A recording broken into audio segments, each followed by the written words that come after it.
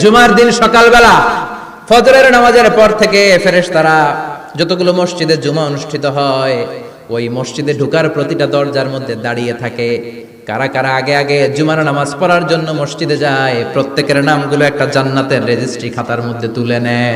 সুবহানাল্লাহ। এই নামগুলো স্পেশালি আল্লাহর কাছে পাঠানোর জন্য। সুবহানাল্লাহ কইবেন না? সুবহানাল্লাহ।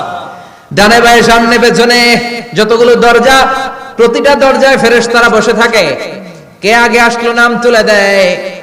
তুলতে তুলতে তুলতে তুলতে খতিব সাহেব যখন খুতবা দেওয়ার জন্য মিম্বারে যেয়ে বসে যায়, ফেরেশতারা তাদের খাতা বন্ধ করে তারাও খতিব সাহেবের সামনে জুমার খুতবা শোনার জন্য বসে যায়। পড়েন সুবহানাল্লাহ। প্রথম জুমার দিন জুমার মসজিদে যে ঢুকবে, বিশ্বনবী বললেন আল্লাহর রাস্তায় একটা উট কুরবানি দিলে যেই সওয়াব, এই সওয়াব আল্লাহ আমলনামায় দিয়ে দেয়।